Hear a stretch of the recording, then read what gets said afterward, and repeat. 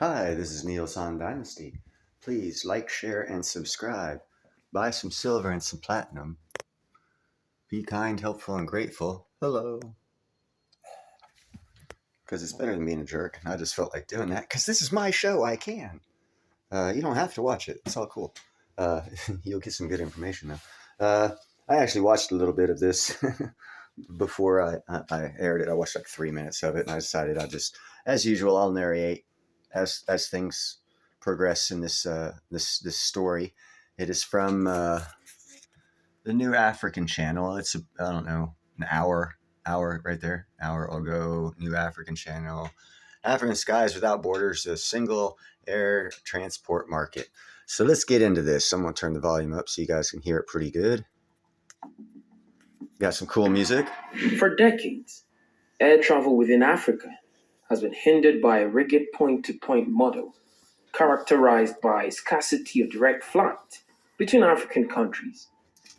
Without an open airspace regime in place, African countries have relied on bilateral air service agreements with one another to operate, posing the issue of finalizing various discussions between several countries.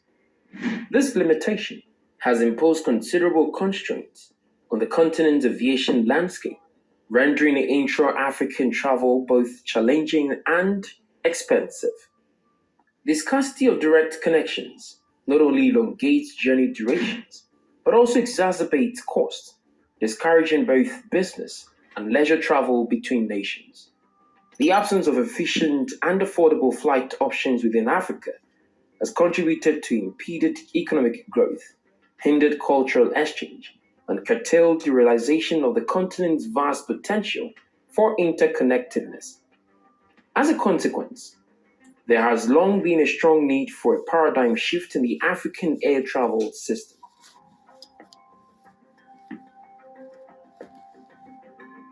But all this is set to change, thanks to the introduction of an open skies scheme known as the Single African Air Transport Market, or SAATM. The SAATM stands as the flagship project of the African Union Agenda 2063. Okay, I gotta stop it there. Okay, two things.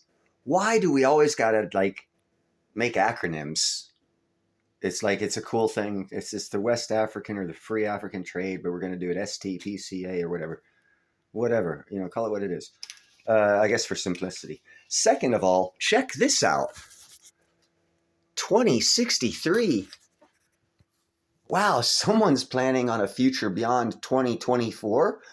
Let's join them. We're not all going to die this year, folks. We have unions, we have African unions, we have all kinds of things happening past this year. Have a little fucking longevity in your vision, and don't plan on dying this year and everything going away. Because if you do, looks like they plan on owning everything if you give up. So let's get on with the story. Yeah, they're going to be around. So try to be around with them. Representing a visionary initiative aimed at establishing a unified and liberalized air transport market across the continent. Especially, the vision is for a fully integrated African airspace with a single open skies policy instead of African countries having to strike up bilateral service agreements with one another to operate. According to the SAATM handbook, the initiative will now simply allow an eligible airline or air carrier from one African state to fly into another African state's airspace and land on its territory with only prior notification. Formally launched on January 29, 2018, following the adoption of the Declaration on the Establishment of a Single Africa Air Transport Market by the African Union Assembly in 2015, the SAATM is strategically positioned as economic integration and foster a more connected Africa. Currently, the market has already garnered support from 34 countries, namely Benin, Botswana, Burkina Faso, Cabo Verde, Cameroon, Central African Republic, Chad, Congo-Brazzaville, Côte d'Ivoire, Egypt, Ethiopia, Equatorial Guinea, Gabon, Gambia, Ghana, Guinea-Bissau, Guinea-Conakry, Kenya, Lesotho, Liberia, Mali, Morocco, Mozambique, Namibia, Niger, Nigeria, Democratic Republic of Congo, Rwanda, Senegal, Sierra Leone, South Africa, Swaziland, Togo, and Zimbabwe. Okay, hold on. Hold on. Okay, that's only 30 of the countries that have to cooperate. There's like 57 countries in Africa, and they are all actually trying to cooperate and doing a relatively good job of it, except for the extremist ones on the East Coast. Uh, they're doing a good job of cooperating, and actually, it looks like they might actually break out and do what they should have done way back long ago in the 70s and 60s and somewhere way back then, is cooperate. Cooperate. It's like having problems flying from California to New Jersey because you cross over other states, but over there it's other countries. But it's well overdue what they're doing. And I just had to mention, he just showed the flags of 30 separate individual countries out of 57 that all have to cooperate. And that is astounding. But what they have behind them is they have a continental responsibility and opportunity that they're all looking at to cooperate. Where if you try and change it over to BRICS and all these countries entering to BRICS, the only conceivable thing they have in common is to get out of the SWIFT system. Okay, that's cool. But if that changes as far as the SWIFT system and we come up with something different, of course the whole ball game changes there. So nothing's set in stone, and we're fixing to see a lot of GDP changes in Africa that are going to change the GDP of BRICS in Africa. If you watch my other reports, you'll understand what I was talking about. Now back to the rest of the story. Representing over 80% of the existing aviation market in Africa. In March 2024, Uganda also expressed interest in joining the Open Skies Initiative in the next financial year, making it the 35th country to sign up for the SAATM. With the explicit goal of promoting social, economic, and political integration, SAATM envisions aviation as a vital force connecting disparate regions of the continent. By facilitating intra-Africa trade and tourism, this groundbreaking initiative aspires to dismantle the historical constraint of rigid point-to-point models that have hindered air travel within Africa. The significance of SAATM extends beyond mere rhetoric, as it has transitioned from a conceptual framework to operational reality. Out of the 35 AU member states that have signed up, 17 have volunteered to pioneer the initiative.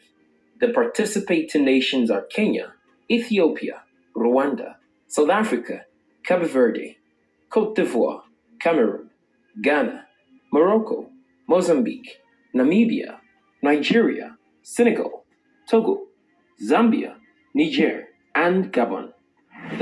Okay, sorry. Back to BRICS. Only one of those countries is in BRICS, and that country is South Africa, and they're like pretty much bankrupt. So as far as GDP goes, the rest of those 16 countries that have volunteered to pioneer this program, their GDP is going to go through the roof, and they have nothing to do with BRICS. And they're not counted as GDP right now because they're nothing right now. This would be a test run, and the participating countries have agreed to open their air markets unconditionally. The decision was made recently, during the 23rd anniversary of the Yamoussoukro Declaration, held on November 14, 2022 in Dakar, Senegal. Right after this test run was launched, Kenya Airways announced a new route between the capitals of Ghana and Senegal, which began on December 11, 2022, and was aimed at corporate passengers in the sector. The new flight will provide extra options for passengers flying between Nairobi and Accra, 9 weekly flights, and Nairobi and Dakar, 4 weekly flights. Tell me that won't add to their GDP. Neither one of those countries, Kenya or Ghana, is part of BRICS. But how is the SAATM able to dismantle the expensive and cumbersome rigid point to point model that has dominated African travel, replacing it with more fluid and interconnected arrangement? The new single African air transport market achieves this by allowing airlines the fifth freedom of traffic right. The fifth freedom of traffic right is one of the fundamental freedoms of international air travel that allows airlines to operate outside the borders of their home countries. Specifically, the fifth freedom of traffic right grants airlines the ability to carry passengers and cargo from one foreign country to another while en route to or from a home country. For instance, under this fifth freedom law, Ethiopian Airlines from Ethiopia can fly from Addis Ababa to Nairobi, Kenya, and then continue to Johannesburg, South Africa, picking up passengers in Nairobi for the onward journey. This benefits passengers by offering more connections and potentially lower fares, while airlines can tap into new markets and fill empty seats. And that'll be the rest of this story. Fill empty seats and open new markets. That's pretty much sounds like a growth of GDP for every one of those nations that are on that list.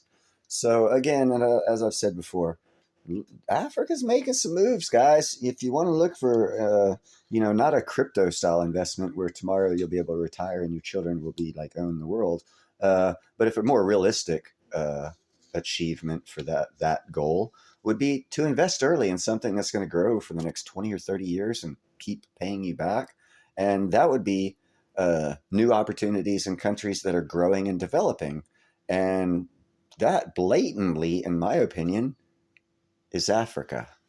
Just saying. You might want to take and do your own research on it, but yeah, they've got a little bit of problems, but they're working them out. And there are different areas. 57 is like we have 50 states. If you don't like doing business in one state, you don't do business in all the states just because you don't like that one state.